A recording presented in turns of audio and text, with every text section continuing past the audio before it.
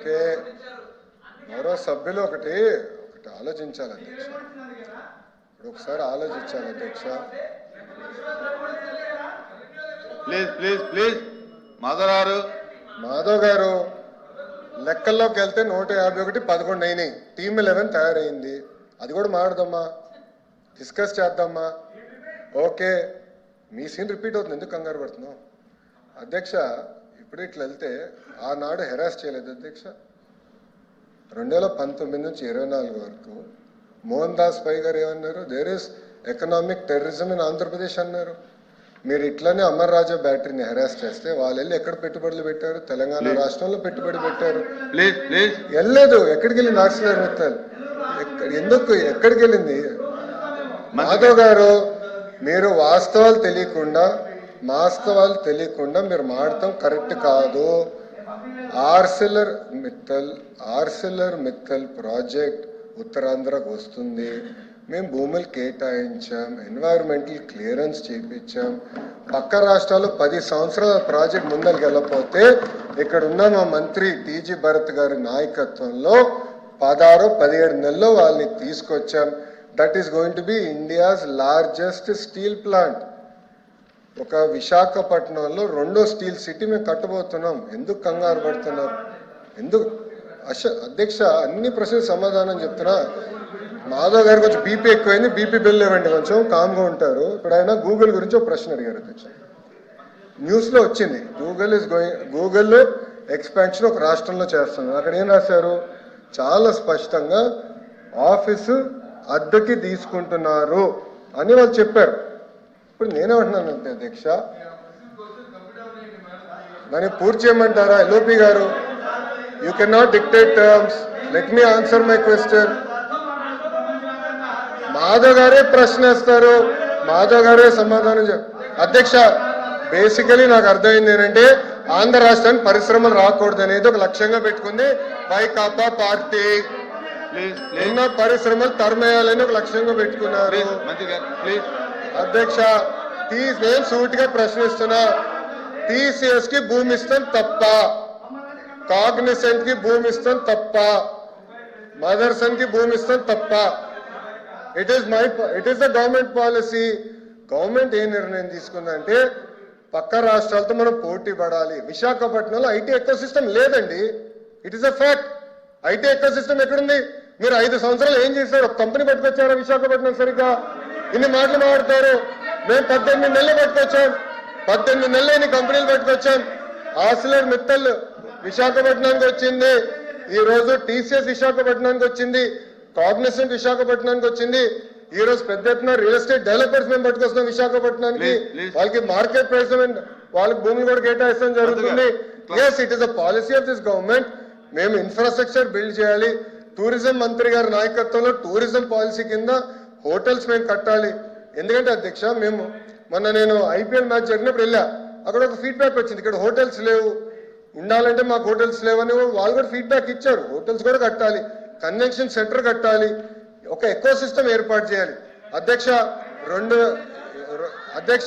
1994 నుంచి 2004 మధ్యలో కూడా ఆనాటి ముఖ్యమంత్రి చంద్రబాబు నాయుడు గారు అతి తక్కువ ధరలో ఆనాడు హైదరాబాద్ లో భూములు కేటాయించారు కనుకనే ఐఎస్బి హైదరాబాద్ లో ఉంది, మైక్రోసాఫ్ట్ హైదరాబాద్ లో ఉంది, ఇన్ఫోసిస్ హైదరాబాద్ లో ఉంది, టీసీఎస్ హైదరాబాద్ లో ఉంది.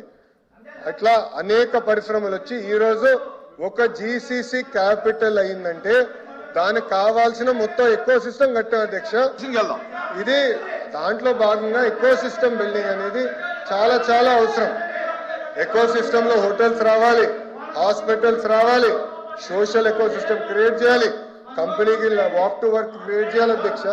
ఈ మొత్తం ఎకో సిస్టమ్ క్రియేట్ చేసడానికి మేము కష్టపడుతున్నాం అధ్యక్ష. మంత్రి గారు అదే అధ్యక్ష. అమ్మా ఆగండి. రియల్ ఎస్టేట్ సంస్థ సత్వా డెవలపర్స్ కి అయ్యా 1500 కోట్ల రూపాయల విలువైన భూమిని డెడ్ చీప్ గా ఇచ్చారు అధ్యక్ష.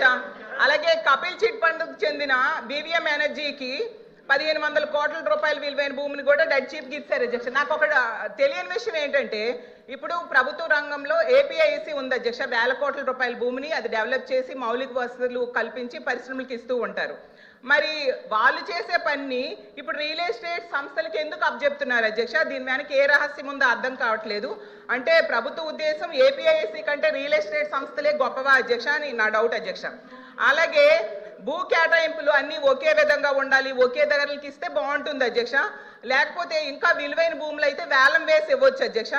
మరి వైజాగ్ లాంటి సిటీల్లో 99 పైసలకే ఇస్తున్నారు కదా అధ్యక్ష. ఇలాంటిది ఎక్కడా కూడా దేశంలో అయితే నేను చూడలేదు అధ్యక్ష. అసలు రియల్ ఎస్టేట్ సంస్థలకు ప్రభుత్వ భూములు కేటాయించవచ్చు అనేది నా క్వశ్చన్ అధ్యక్ష. అలాగే తీసుకుంటే ఎందుకు వేలం వేయట్లేదు ప్రభుత్వ భూముల్ని, విలువైన భూముల్ని? మరి వేలం వేస్తే ప్రభుత్వానికి ఆదాయం వస్తుంది కదా అధ్యక్ష. అదొక నాకు డౌట్, గౌరవ మంత్రి గారు చెప్పాల్సిందిగా కోరుతున్నాను. ఐటీ పార్కుల అభివృద్ధి ఏపీఐసి నుంచి తప్పిస్తున్నారా, లేదా అంటే ఏపీఐఐసిని కాదని రియల్ ఎస్టేట్ సంస్థలకు ఎందుకు భూములు ఇస్తున్నారు? అది కూడా గౌరవ మంత్రి గారు చెప్పాల్సిందిగా కోరుతున్నాను. ఎంఎస్ఎంఈ పార్కులను కూడా ప్రైవేట్ డెవలపర్స్కి ఎందుకు కేటాయిస్తున్నారు? అది కూడా సమాధానం చెప్పాల్సిందిగా కోరుతున్నాను. ప్రైవేట్ సంస్థలకు ఇచ్చే భూముల్లో 50 నుంచి 60% వాళ్ళు నచ్చిన అవసరాలకు వాడుకునే వెసులుబాటు ఇచ్చిన మాట వాస్తవమా కాదా గౌరవ మంత్రి గారు చెప్పాల్సిందిగా కోరుతున్నాను. అలా ఇస్తే దానివల్ల ఏంటి ప్రయోజనం అని కూడా నేను అడుగుతున్నాను అధ్యక్ష. ఆ ప్రైవేటు సంస్థలకు లబ్ధి చేకూర్చాల్సిన అవసరం ఏముంది అని కూడా నా క్వశ్చన్ అధ్యక్ష.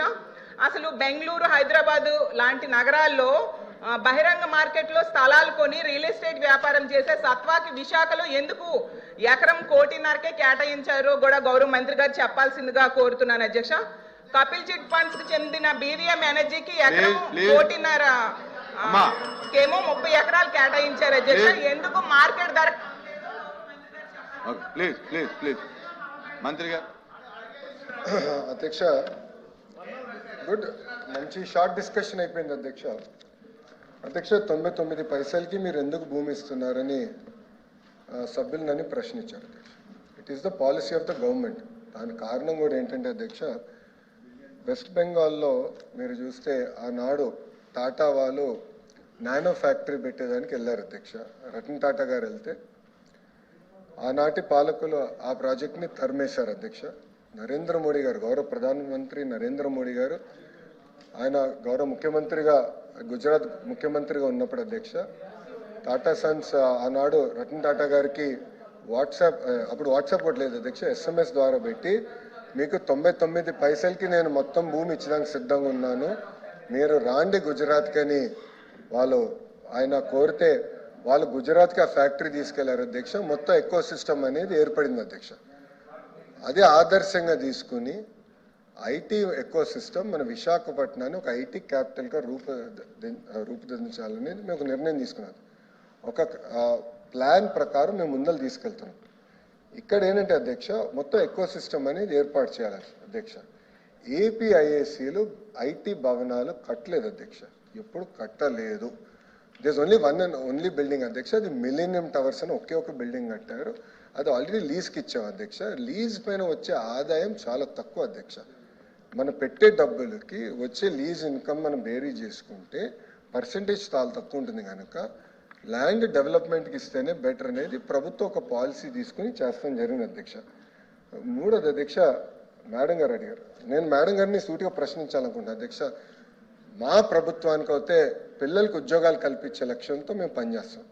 గవర్నమెంట్కి 2 రూపాయల ఆదాయం తగ్గినా పర్వాలేదు, ఇచ్చిన హామీ 20 లక్షల ఉద్యోగాలు మేము కల్పిస్తాం. That is our policy. లేదు మీకు ఆదాయం ఎక్కువ కావాలని పాలసీ మీకుంటే అది మీ పాలసీ. మా ప్రభుత్వం పాలసీ అయితే ఉద్యోగాల కల్పన అనేది ప్రభుత్వం పాలసీ అధ్యక్ష. అధ్యక్ష, ఇంకోటి అధ్యక్ష, MSME పార్క్స్ గురించి ప్రశ్నించారు అధ్యక్ష. అధ్యక్ష, 175 నియోజకవర్గాలు MSME పార్క్స్ ఏర్పాటు చేయాలనేది ప్రభుత్వం నిర్ణయం తీసుకుంది. అక్కడ లోకల్గా భూములు మనం తీసుకుంటున్నాం, డెవలప్మెంట్ మొత్తం ఎకో సిస్టమ్ క్రియేట్ చేస్తున్నాం అధ్యక్ష. అంతేకాకుండా ప్రైవేట్ పార్క్స్ కూడా చేయొచ్చని మేము పర్మిషన్ ఇచ్చాం అధ్యక్ష. అంటే 10 ఎకరాలు ఉన్నా 20 ఎకరాలు ఉన్నా 200 ఎకరాలు ఎవరి దగ్గరనైతే భూమి ఉందంటే వాళ్ళు ప్రైవేట్ పార్క్స్గా తయారు చేసుకుని వాళ్ళు ఆ పార్క్లో ఇన్ఫ్రాస్ట్రక్చర్ అంతా ఏర్పాటు చేసి వాళ్ళే అది మార్కెటింగ్ చేసి అమ్మకం పెట్టి వాళ్ళు చేసుకోవచ్చు అధ్యక్ష. దాంట్లో అద్భుతమైన ఉదాహరణ శ్రీ సిటీ. ప్రైవేట్ రంగంలో శ్రీ సిటీ ఉంది అధ్యక్ష. శ్రీ సిటీ ద్వారా ఒక ఎకో సిస్టమ్ అనేది ఆ ప్రాంతంలో కూడా ఏర్పడింది అధ్యక్ష. ఇంకోటి AMTZ అధ్యక్ష, విశాఖపట్నంలో మెడికల్ డివైసెస్ మ్యానుఫ్యాక్చరింగ్ కూడా ఒక ఎకో సిస్టమ్ ఏర్పాటు చేశాం అధ్యక్ష. మీరు చూస్తే ఈరోజు ఒక వైబ్రెంట్ ఎకో సిస్టమ్